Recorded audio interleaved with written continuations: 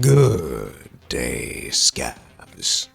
It's time to get ourselves ready for another Q&A from the Forever Winter dev team. There are going to be a few things down the line that I do want to say. I have put some answers off to the end of this. I'll let you know when they come up. But other than that, I'm super excited. They released a brand new cinematic trailer, which looks super crisp, super clean. I'm in love with it. But there's a lot of questions that have been asked. There's a lot of answers to give, so let's get right down to it. Will there be a demo? Yes, it is something they are looking to do, but between the demo and more performance and optimization that they could be doing, they chose to go with optimization, which is good for us who plan on playing the early access. Adding that the optimization is not for the gameplay loop, but to work for system spec requirements that they know are quite high and quite intense. It is a small team, which means that they want things to be crisp and clean for the demo to come next month. So if you don't like what you see with my gameplay and review, or you do and you want to play it without paying for it right now to really see if it is your thing, you can get the demo next month and hop on it, which I would say is probably the best way to go about it, because it is the fact that this team views a demo in the way of you need to try it to see if you like it and not just buy it because our trailer looks great, which is a problem with so many AAA developers these days, is that if you see our trailers look great, trailers depict gameplay, you buy game now. This isn't what they're looking to do. They even admit that you might fucking hate the game, and that's okay. It's better to have a demo so you can decide if you hate the game or not, or if it is something that you want to come and revisit. So as long as that demo stays active for the entire life of the game, I think they're going to do just fine. I think that's the best way to go about this. What are the ideas for the future functionality of units? This is a pretty big one. There's a huge mess, and I've cut this down to the key points that I think are going to be the best way to look at this. So where this starts out with what are the ideas for functionality of units from orbital to boots on the ground. This is how they address the whole system, is what the scenario encounter system is doing to see if they need to improve on it, add to it, or change the system, such as more options, better criteria as to when to shift the balance of power for the factions. One step lower than that is looking at the units the scenario can pick from, ranging from unit composition to reinforcement locations and what stimuli are used when the reinforcements are sent out, which will radically change the battlefield depending on how they organize this system and what abilities they give these systems and how they react to hostile factions and player actions. Down to the existing units, there are a lot of cool units here already with a lot of opportunity, both in terms of aggression and behavior and mechanics, to refine what those units can think and do, giving a target-rich environment of things to change. For example, a grabber might have different behaviors and utility depending on what has happened or what is currently happening. Finally, the giant log of units who are waiting to get out into the field and do their duty, which in this whole ecosystem they have built allows for a huge range of opportunity with testing and prototyping to make the game even better. Expanding into it further about the unit's utility, the team seems to always be wanting to develop further and expand on what it is the units can do and how they operate by taking a living sketchbook idea and building upon the ideas that they have already implemented, which to their credit they do admit is a more chaotic way of going about it. But looking at their style, I will have to say a lot of the things seem to have more of a framework build to it rather than a set construction. And I can see that sticking hard to the style of their game, making all of these changes to both utility and design work in a natural progression of this never-ending war. So I think they've done themselves a huge service by making everything seem more like framework builds than this is constructed specifically in this way, and adding to it or changing it would make it look awkward. So giving yourselves that free form, as they said, a living sketchbook idea of construction to your units allows you as devs and as players to see the game evolve and to see these changes look more natural than unnatural. Skills and abilities. Expanding from the prior QA, the team is looking to expand further into the actions each character can take with their specialities. And expanding on what Early Access already has, EA will begin with utility of weapons, looting, and expanding your efficacy, the ability to produce a desired or intended result, and each character will have a specialization such as healing, speed, or heavy weapon use. They really are looking to see the system grow and allow players' strengths and weaknesses to play off of each other, which is a fantastic way to look into building up a cooperative game. And I love that. And what is in Early Access is the first step in that direction, and it is a target-rich environment to really make the game sing and improve for the long run. The next question is a long one, as I said, and it is one that I will be including at the end of the video. It's actually going to be the only one. Straight from the team, while I am shortening the answers for most of these Q&A sections that I pull up to be the most important details, this specific question is going to be best answered from the mouth of the devs, and I think it will provide you guys a much better insight into the team, so that will be at the end. Will you be adding activities to the hub, such as gambling or card games, not for money, but for gear, etc.? Direct from the dev's mouth? Damn, that's cool, actually. I like that a lot. Which is great, because this is something that makes social games like this, where you are going to be inside someone else's innards and hub world and seeing how they grow it, having these community recreational things, both for cooperative play and single play, I think is going to be key to really making it shine and feel good and fun. They are looking at building secondary submodules to expand the hub, like a shooting range, but do really love the idea of a recreation module for the hub, which, let's all be honest here, as I said, having a hub world with some fun side mini activities would be absolutely the best damn way to further the experience in the game and keep players engaged during downtime, or when they don't want to run a mission and just fiddle around a bit more, which is something I tend to find myself doing, where if I know I got my last run in, but I still have like 10, maybe 15, 20 minutes before going into having to leave for work or having to leave and pick my kids up from school. It's one of those things where if maybe I can spend the next 10 minutes or the next 5 minutes doing some bowling or some other ideas, which I have a ton of little ideas I'm adding to this. So let's add to this idea pool. You ready? These are Muggsy game ideas. We have darts, bowling, horseshoe, tetherball. That shows you how old I am. Knife or axe throwing, maybe a mini arcade game called Mech Pilot where you can have a top-down vertical scroller bullet hell. If you have more ideas yourselves, leave them down in the comments below. Oh, I just had this one. Steal the bar and jukebox mechanic from Deep Rock Galactic so we can always have a good old-fashioned rockin' stone. Back to it, though.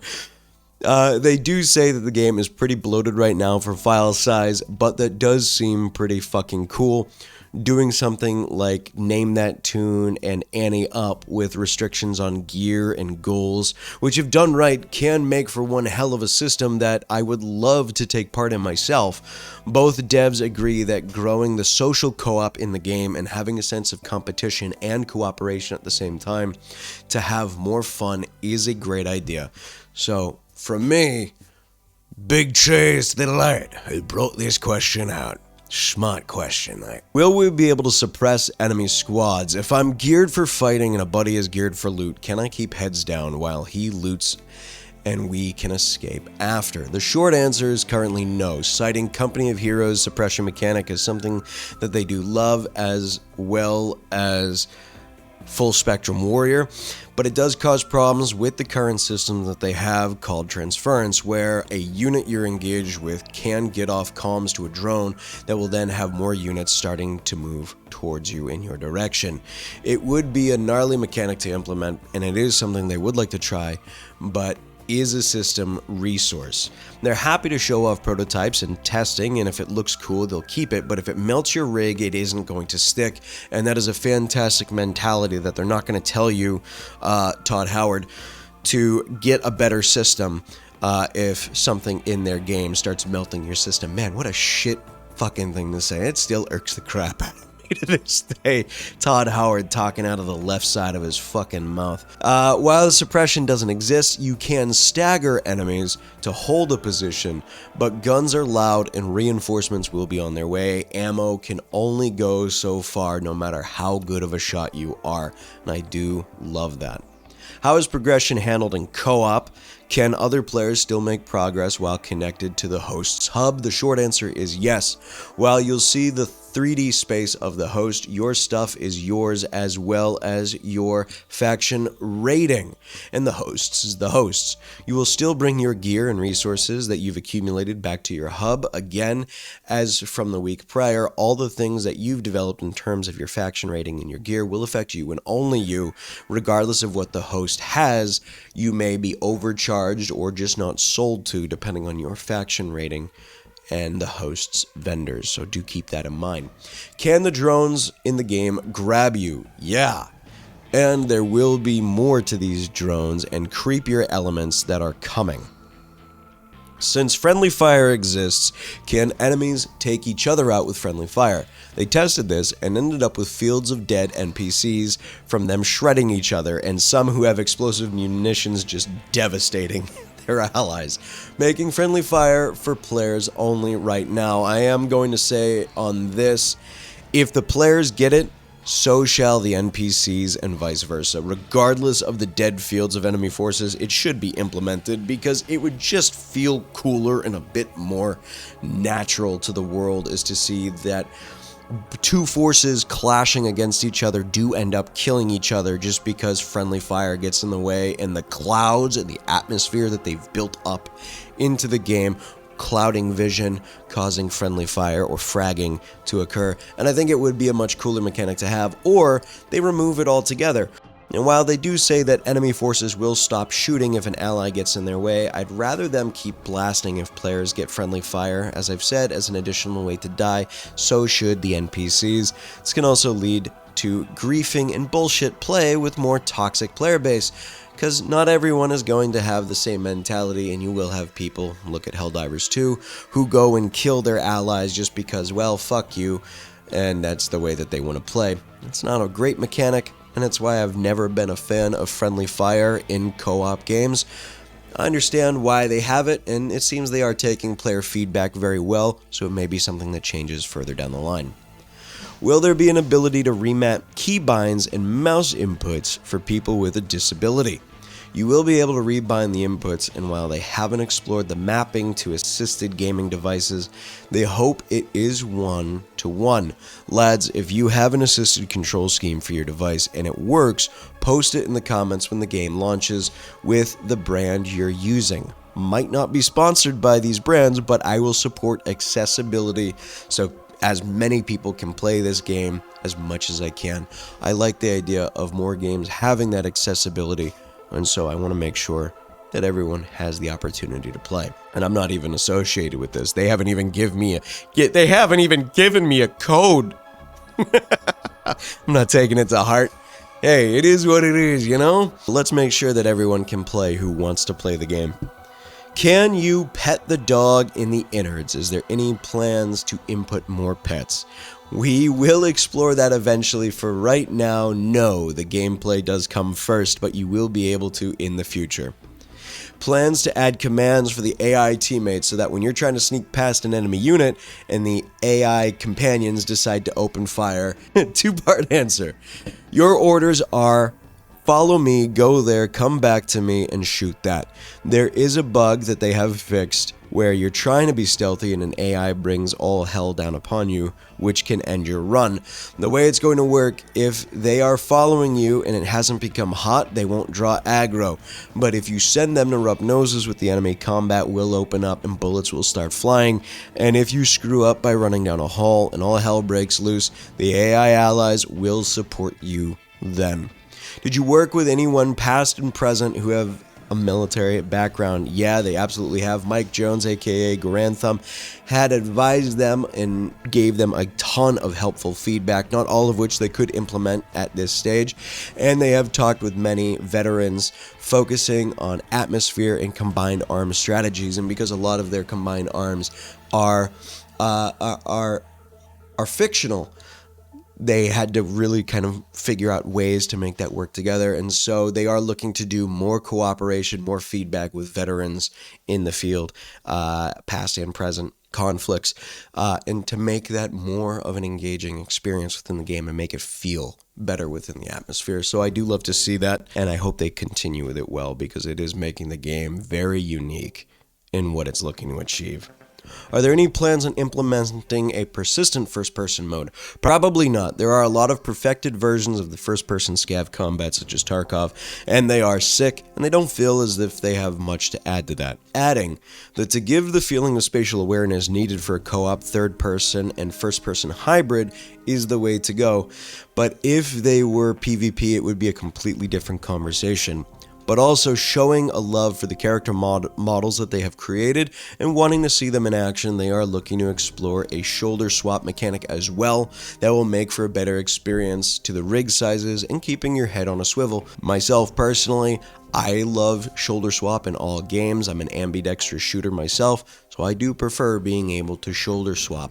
I think it's just a bit more natural. Are we going to be able to throw meds to wounded soldiers, not to get them on our side, but to just have some humanity in the trenches? As I said in the first Q&A, they are doing Grimdark right. Here's their answer. Yes, and the team is in discussion on missions of mercy, where you go on supply runs and to pull soldiers out of the field, working on secondary states for soldiers as well to be in, and this is what they were looking to tell in the Exo Lifestyle cinematic. Not everything is a target, and there are situations where you can help people. I said in my first video that they are doing Grimdark right. We don't need to have big ball heroes or throws of death at the walls. It is finding the human element in the death, the depravity, and the desolation that is the genre, and trying to do your best to grab that element of humanity and see it flourish. Even if that person you help is someone that you later kill on a mission that you take maybe a day later, 2 days, maybe it's the next mission you take, which would make for a ridiculous storytelling element if that person you saved ends up becoming an assassination target you need to do later. You give them another day, another chance to experience life and humanity. Even if death comes for them in the end, these are the types of moments where, yes, you do the right thing, you help someone in need, even if they are going to be your enemy a day later. It adds to that moment-to-moment gameplay of that Grimdark, of just trying to do the right thing, trying to maybe get people to not pull the trigger the next time they see you, to give you that moment where they look at you and they say, no, just run. Run. I'm going to have to call you in, but go. Those moments, even though like on the expanded gameplay mechanic, or is this going to happen in the gameplay? Probably not. But it creates that story of you take this time to rescue someone from the field who would certainly be left for dead and left behind, or you take someone who is wounded, can't get themselves out, but you providing aid allows them to stabilize themselves. And then you pull them out, or they pull themselves out as you move on. These are the things that I enjoy. These are the things that I love about the Grimdark genre. You don't need to have all of these 40k-isms that exist in Grimdark. That's why I think that the Forever Winter is going to be one of the best implementations of the Grimdark genre that has ever existed in media. And I'm looking forward to seeing that continue, and if they fail at that, I'll call them out on it. But as it is right now, I think they're doing the right thing, and I think they're going very much so in the right direction. Will enemies make mistakes and show fear like regular soldiers? An interesting question. They will make mistakes if it's a bug. But they also did some morale systems that they are still exploring, and there will be a new system in the EA that we get to play with and explore. But while it isn't in the game, they do still want to work and explore upon it. Proximity and voice chat is still a work in progress. Discord mods are working to make it so you can find a squad and chat with squad in-game in the Discord, which you can find a link to on their Steam page. They didn't want to include it if it wasn't there and it wasn't where they wanted it to be. They do touch on how if Discord exists, they want to make it more enticing to actually be in an in-game chat, which I think is a fantastic way to look at this system because yes, if Discord is in existence, why would we use a proximity voice chat? It counterbalances that, so it's not going to be day one, but it is going to be something that they are looking to implement in the future. Chef's kiss, I love that idea. Will you add fishing? Yes, we understand that the oceans and the rivers are probably all soaked in shit, but what about magnet fishing? It sounds intriguing, not on day one, but cool, and it might be one of the mini games added to what we talked about earlier. It would be fun to have a magnet fishing mini game too, no lie to that. I would have a ton of fun. Maybe scavenging out a bigger, higher powered magnet throughout all these runs and just finding things to make a better magnet. That would be cool. So you can do some side fishing, maybe collect some things. Maybe it would be another way for you to get some extra water to add to the water system, which is not covered in this week's Q&A.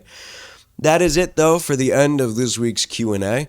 I have included the full 5-minute trailer into this. There's no talking, there's no communicating, but it is a full cinematic of all the cinematics that have been piecemealed throughout the existence of the game. I do love that. And from this point on, I will give my outro, and then I'm going to include the final question that I think is very important, that, again, comes from the devs' mouths. So, shout out to the patrons. Thank you for supporting on Patreon. There's a link down in the description below. You can join Patreon there. Thank you to my channel supporters here on YouTube. You guys are awesome. And thank you to those of you who tickle the algorithm and support for free by doing all the things that every other YouTuber tells you to do.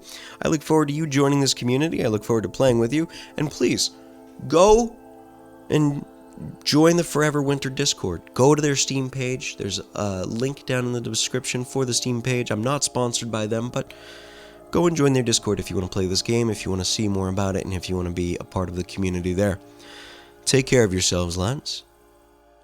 I'll say peace for later. Here's the dev question. Heard the CEO of Fundog has worked in Hawken. For that reason, I cannot lie that some part of me fears the future of this project. When Hawken was announced, me and my friends were totally immersed on the hype. After the game launched, I made the game one of my main activities. But for some reason, patch after patch, Hawken's lack of content made the game uninteresting and died after some time. How do you guys plan to not let the hype overcharge and avoid the same fate as Hawken? What lessons was taken from the experience from one to apply differently on the other? Can we hope to not see this game be overwhelmed by community's demands? Damn. So that's definitely a question that hits me in the heart for sure. I think it's one of those things, like once you release the game into the wild, like it's going to evolve organically. But in terms of like, you know, safeguarding the initial vision, right? We're always weighing community feedback with what, you know, the original creative intent was for the project. And obviously we thought about this for many years and we want to maintain that. But to take the Hawken example literally, I think a lot of it has to do with components of weapon balancing and not supporting it post-launch. Whatever those components were, a lot of these things we actually took into account as we built this game. This was one of the reasons that we built so many units, and we kind of looked at like a lot of the factions holistically versus like what was needed for like that minimum viable product, that MVP, right?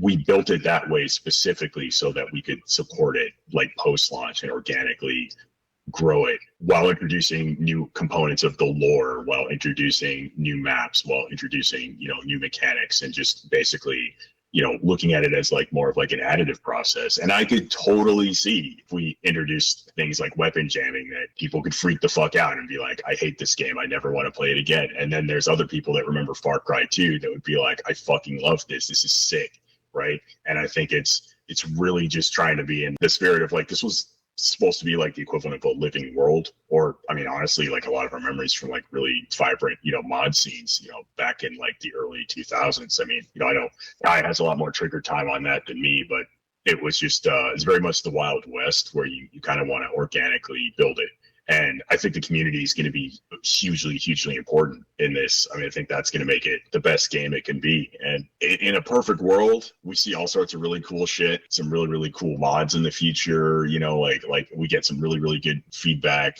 in the Discord, and some of those ideas could come directly from the community. But if it was like, hey, we need to include PvP, and there's just a screaming group of people that need that for it to have any relevance to them, no, we wouldn't go down that road. Not to throw any stones, I would simply say if it's a game for everyone, it's going to be essentially a game for no one. And philosophically, I think that's definitely accurate. And in terms of it being balancing for like weapons sake and a lot of the, you know, potential pitfalls and landmines there, it's a tough one. Like, we don't really want to nerf anything. If anything, we would just include more enemies that were like even more vicious or resistant to specific types of ammunition, right? Like, that to me, I see as like more of like an additive process versus it just being, hey, this is a new thing where like this enemy can come in and res every single guy you just killed, right? Like, I mean, it's not to say we wouldn't experiment with stuff like that, but it's just balancing it with whatever that core fantasy was is paramount. And Jeff, I'm sure you probably have a lot of thoughts on that as well. Yeah, for full transparency and disclosure, I did not work on Hawken like at all. I played it, but I never made one commit in Perforce, nor did I don't even think I knew you at the time, just to be honest. One of the reasons that I'm an old man. One of the reasons I've been working in games since '93 is games are, except maybe for theater and improv, live music, one of the only entertainment mediums where the audience dictates what happens. And what I mean by that is we could have the best laid plans and like, this is what our game has always wanted to be. And we do. We absolutely do. And Miles and I don't have the exact same, like, if you drew a Venn diagram, the circle, it wouldn't be one circle, which is glorious. That's what you want it to be. Otherwise, Why would I have a job? But the point I'm making is there's going to be a lot of opinions. There already is a lot of opinions. And the reason I'm really confident in Forever Winter, regardless of what the updates and the changes and the modifications and the additions and the removals, I don't know, that happen after early access, is the development internally has been a little microcosm of exactly this. There have been internal conversations about almost any feature that you're going to experience, probably ones you don't even know exist, or ones certainly that didn't make the cutting room floor on the early access launch, where it's like, why are we doing this? This is awesome. This is terrible. I think it should be this. I don't think it should be this. Let's do a prototype of this. I don't want that in. Why didn't we do that? That was fun. It's not part of the... I love that kind of conversation. That kind of chaos is where you get something magical, as long as you're always true to the core vision, which is why, and I forgot who I said this to, is like the world existing despite you, not because of you or for you. And also I said this for someone else, and I really like this, is two quotes of Misery Loves Company and Choices Have Consequences. As long as everything we do from either an aesthetic or a design standpoint at least has the conversation as how does it apply to these things, and maybe even sometimes it's like it doesn't, and that's awesome because, and we're just true to ourselves, it's gonna be amazing. I think another thing that I'll note that Fundog Studios has that is new to me, even though I'm an old man in the game industry, is the amount of creative autonomy we've had is unheard of. From DPS to weapon scatter to what units should we put in to what should the tone of this faction be. I don't know. What do you want to do? Like, not quite that laissez-faire, but it's been absolutely ours to dictate and drive and decide and argue about. And that gives me a lot of hope to staying true to the original vision. And I think we've been pretty successful up to this point. And once we've added more voices to the choir, AKA everyone who's playing it once it's out in early access, it'll just get louder for sure, but more exciting, and stay true to those principles. And that's the best we can do. And it'll be fun. 100%. Hawken being a good example. I'm sure people can think of a lot of other server-based games that they absolutely love that don't exist anymore, right? And that was kind of one of the main reasons we went with peer-to-peer. And obviously peer-to-peer has its own potential nightmares, but I think it's also got a lot of inherent benefit, which is if you want to go back and play the game, you should be able to do that. All right, lads, that's it. Take care of yourselves. Stay healthy. Peace.